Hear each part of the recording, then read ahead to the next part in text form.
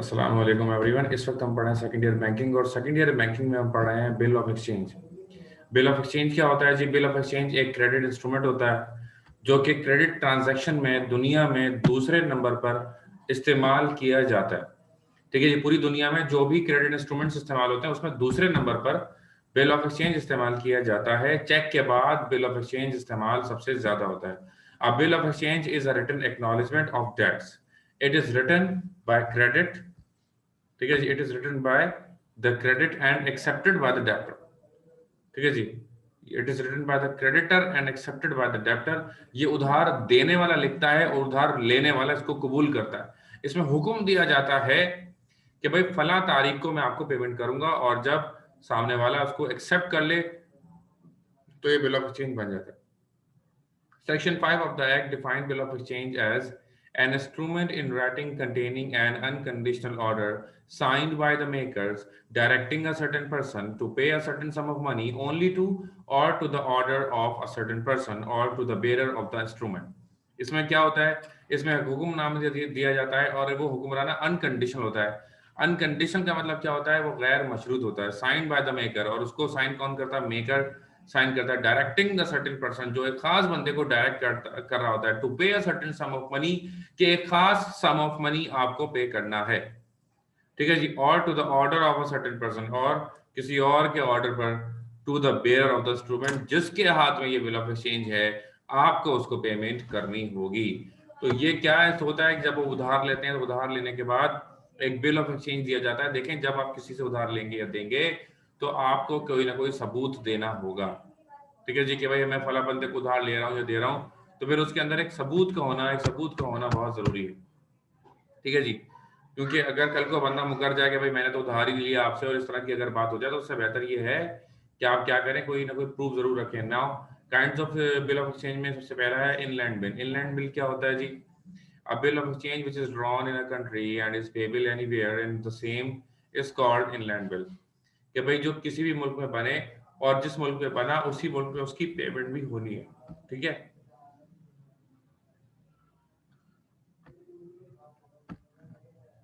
जिस मुल्क में वो बना है उसी मुल्क में क्योंकि वो पेमेंट हो रही है उसकी, that is called inland bill. ठीक है जी, वो क्या कहलाता है? वो इनलैंड बिल कहलाता है। For example, if a bill is drawn in Pakistan and is payable in any city of the country, it will be considered as an inland bill. इसकी इसमें एग्जांपल दी हुई है कि कोई बिल अगर पाकिस्तान में बनता है और पेएबल भी पाकिस्तान के किसी भी शहर में होता है, तो वो इनलैंड बिल कहलाएगा, क्योंकि वो पाकिस्तान में बना और उसकी पेमेंट भी पाकिस्तान में ही कहीं ना कहीं हो रही है।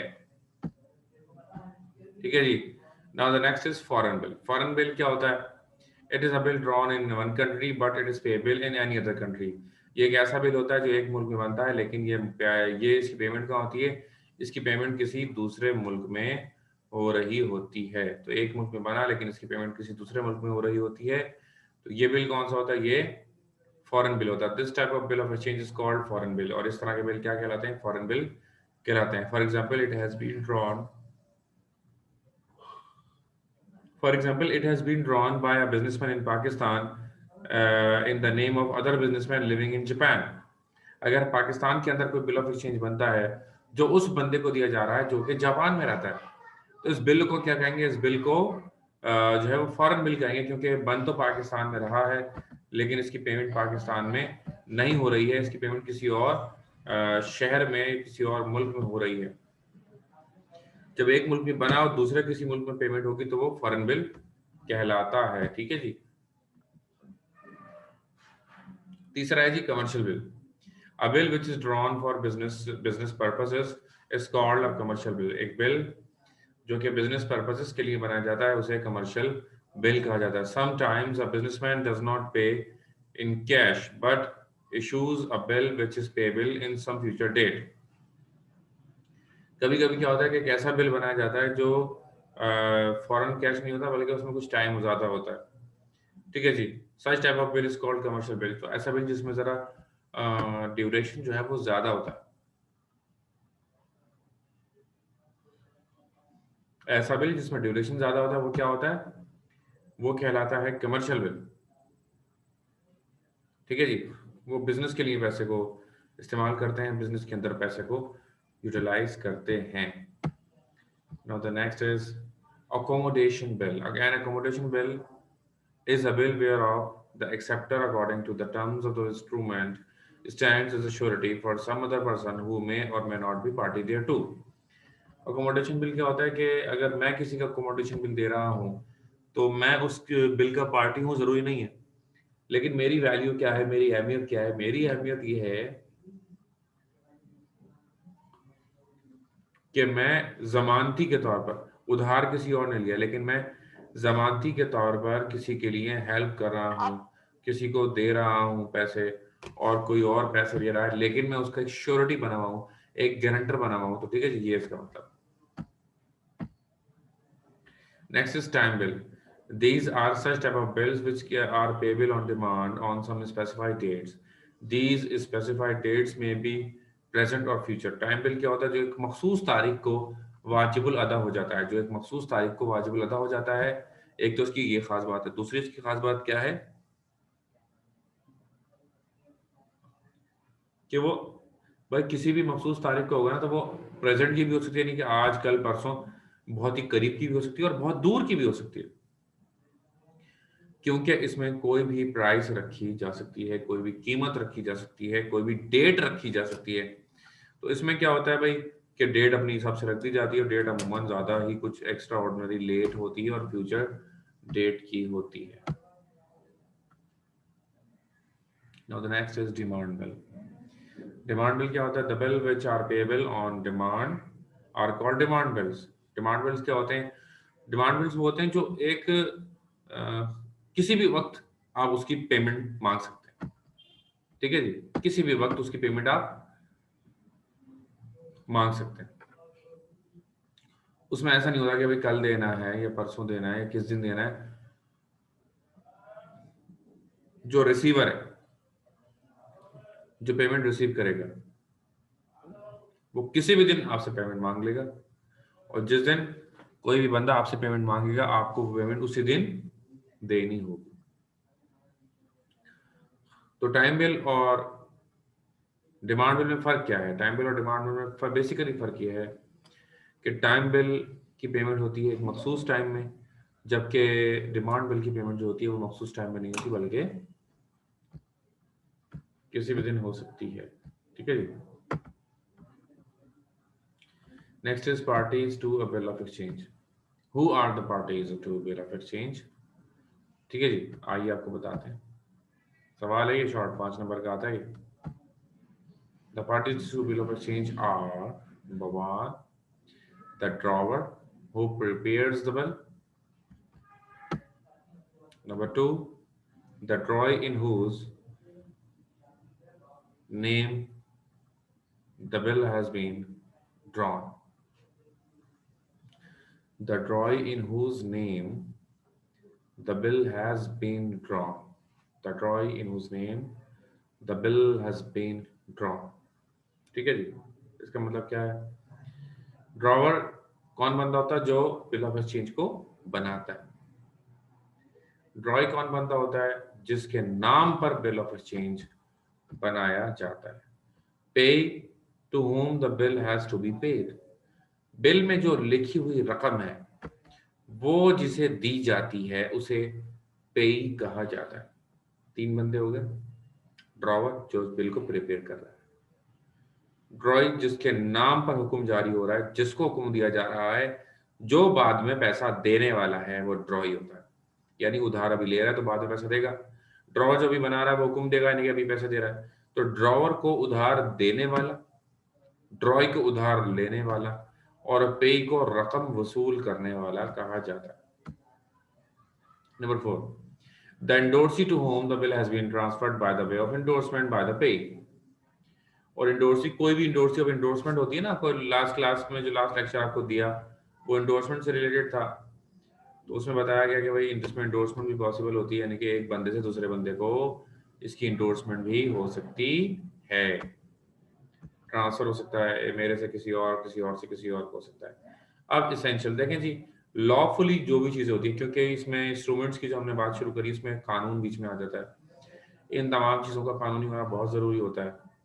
तो यही वजह है, जो चीज़ भी कानूनी होती है, जिसके अंदर भी बेसिकली लॉ इन्वॉल्व हो जाता है, उसके अंदर एसेंशियल्स लाजमी आ जाते हैं। उसमें बहुत सारे एसेंशियल्स होते हैं जिसका पूरा होना बहुत ज़रूरी होता है। तो एक एक करके हम डिस्कस करते हैं। Number 1, it must be in writing. It must be in writing. तो सबसे पहली बात ये है कि इसका लिखा हुआ होना ज़रूरी होता है। इसका लिखा हुआ होना ज़रूरी होता है। Number 2, it must be unconditional order to pay. It must be unconditional order to pay.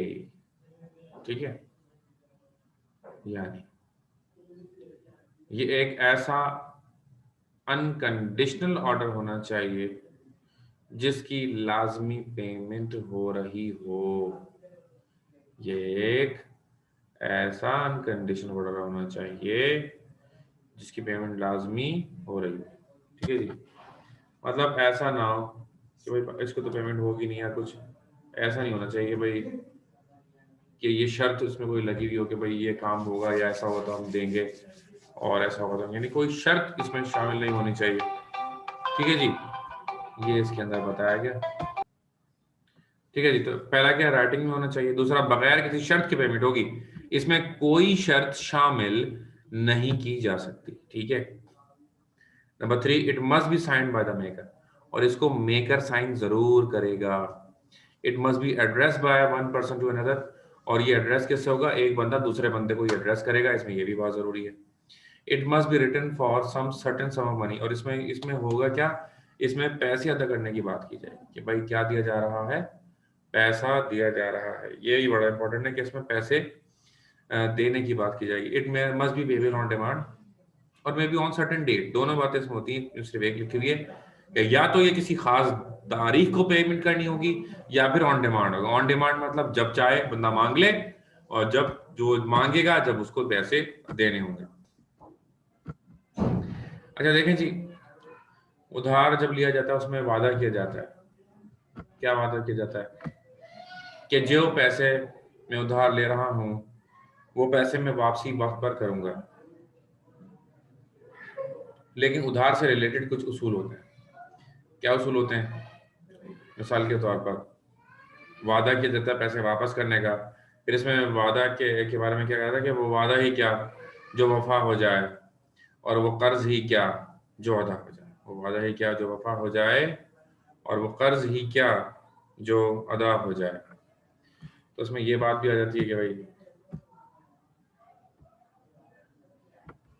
when the bill of exchange is dishonored by the party। अब जो भी पार्टी आपसे वादा करेंगी सारी पार्टियां वादा वफा नहीं करती। अब जब पार्टी डिसऑनर करती है, when the bill of exchange is dishonored by the party, the holder of the bill has legal right to take action against them। और जो बिल का होल्डर है उसके पास राइट है to take legal action against them, कि वो इनके अगेंस्ट एक्शन ले ले। ठीक है जी। In this regard he prepares a type of public notice, it is known as notary public, which is attached along with the bill and is again presented for repayment। ठीक है जी।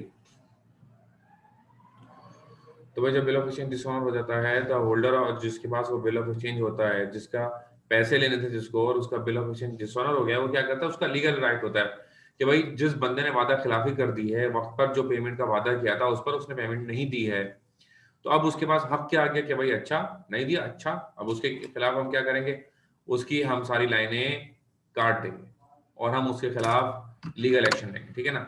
In this regard he prepares a type of public notice, वह public notice बनाता है। It is known as notary public. और वो क्या कहलाता है, नोटरी पब्लिक कहलाता है।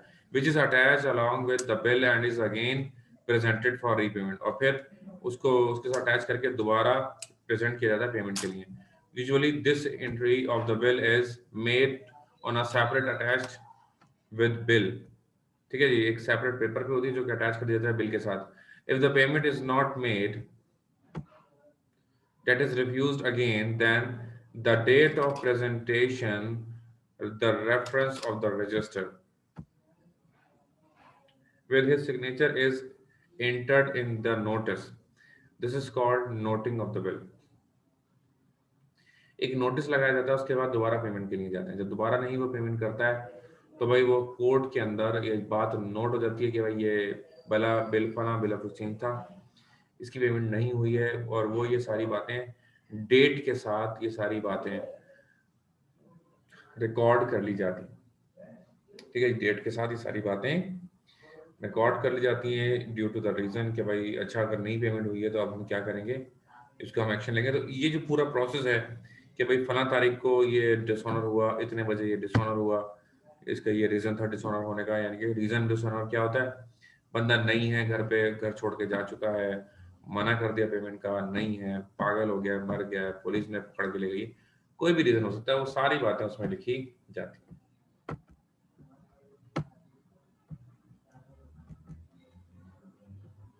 Protesting of the bill.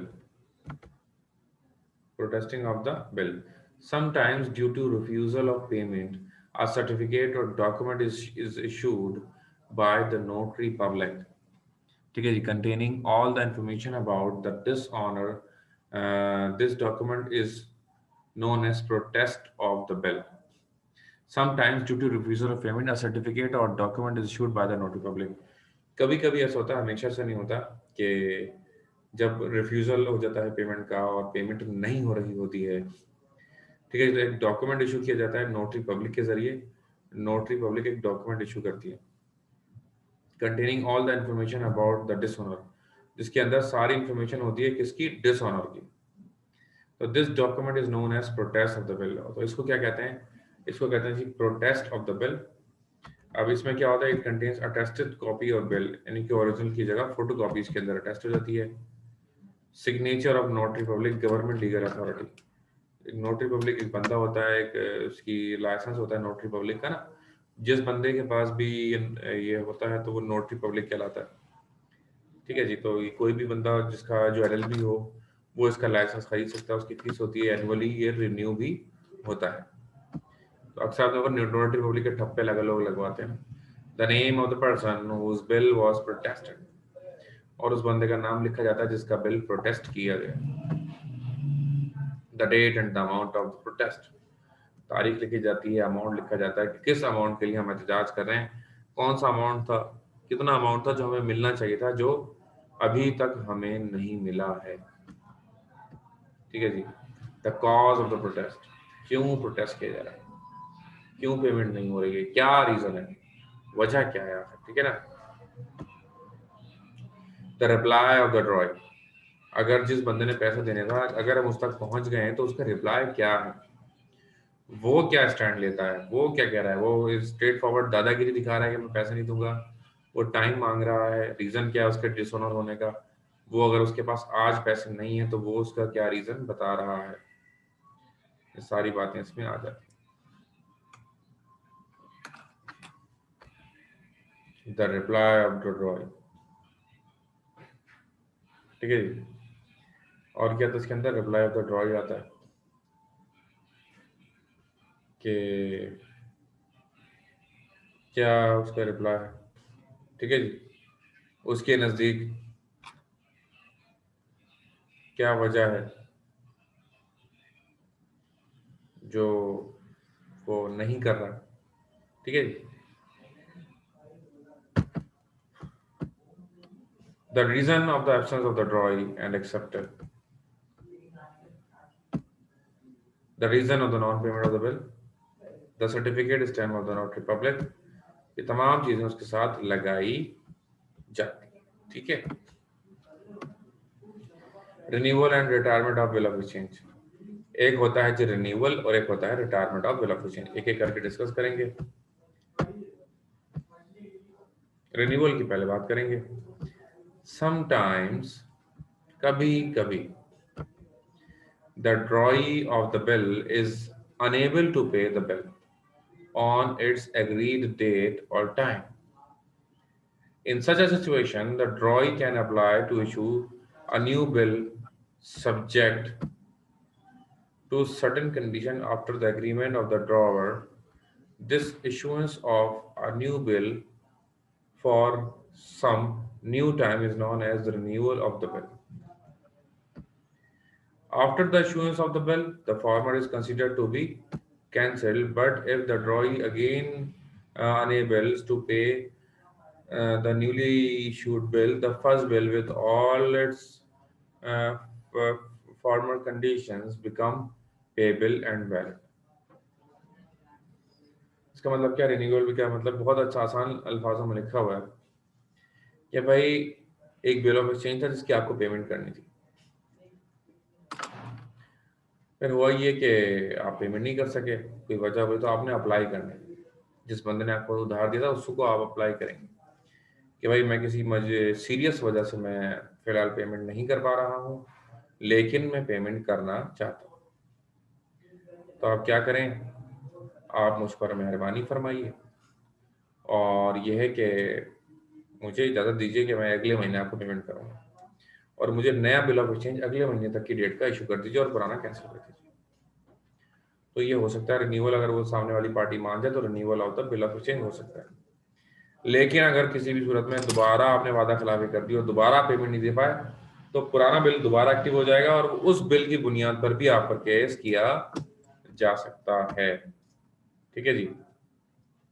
तो ये क्या था, रिन्यूअल, कि जब आप पैसे नहीं दे सके और आप एक और मजीद आपको टाइम चाहिए तो नया बिल ऑफ एक्सचेंज बनाकर आपको टाइम दिया जा सकता है, गिवन डेट के उधार देने वाला इस बात पे क्या हो जाए, एग्री हो जाए। Now the next is retirement of the bill.